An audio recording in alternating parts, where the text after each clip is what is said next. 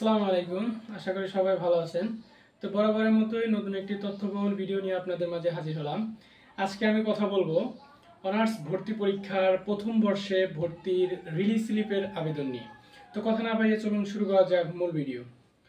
তো রিলিজ স্লিপের বিষয়টা নিয়ে যদি কথা বলতে যাই তাহলে প্রথমে যে বিষয়টা আসে সেটা হচ্ছে যে কবে থেকে রিলিজ স্লিপের আবেদনটা করা যাবে। দেখেন, রিলিজ স্লিপের যে কার্যক্রমটা সেটা হচ্ছে দুটি পর্যায়ে হয়ে থাকবে। ফার্স্ট রিলিজ স্লিপ এবং সেকেন্ড রিলিজ স্লিপ। অর্থাৎ ফার্স্ট রিলিজ স্লিপে 5টা কলেজে 3টা করে সাবজেক্ট চয়েস দেওয়ার পরেও যদি কোথাও চান্স না হয় সেক্ষেত্রে হচ্ছে দ্বিতীয় রিলিজ স্লিপ। সেক্ষেত্রে যারা অনার্সে ভর্তি পরীক্ষায় পাশ করেছে অর্থাৎ মিনিমাম 35 নাম্বার পেয়েছে তারা সবাই অনার্স করতে পারবে। এ বিষয়ে সবাই নিশ্চিত থাকতে পারেন, জাস্ট সময়ের কিছু ব্যবধান।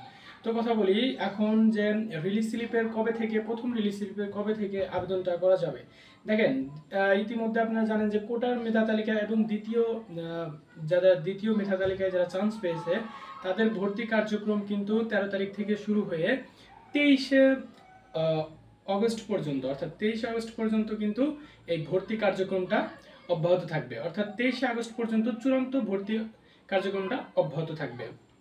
তো ইতিমধ্যে আপনারা তাহলে বুঝতেই পারতেছেন যে প্রথম রিলিজ স্লিপটা কত দিনের মধ্যে হচ্ছে যে আবেদনটা করা যেতে পারে। যেহেতু 23 তারিখ পর্যন্ত হচ্ছে চূড়ান্ত ভর্তি কার্যক্রমটা চলতে থাকবে, অব্যাহত থাকবে, সেক্ষেত্রে আপনারা ভালো করেই বুঝতে পারতেছেন যে নোটিশটা কবে প্রকাশিত হতে পারে।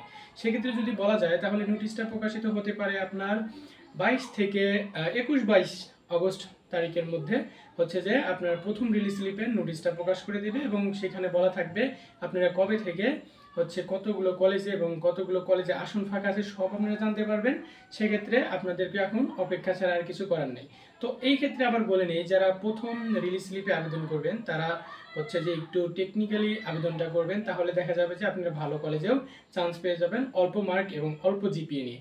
তো সেই সম্পর্কে যদি আপনারা ভিডিও পেতে চান তাহলে অবশ্যই কমেন্টে জানিয়ে দেবেন যে কিভাবে আবেদন করলে গারে ভালো কলেজ এবং ভালো সাবজেক্ট পাওয়ার সম্ভাবনাটা থাকবে। যদি এই বিষয়ে জানতে চান অবশ্যই কমেন্টে জানিয়ে দেবেন। ধন্যবাদ সবাইকে। আসসালামু আলাইকুম।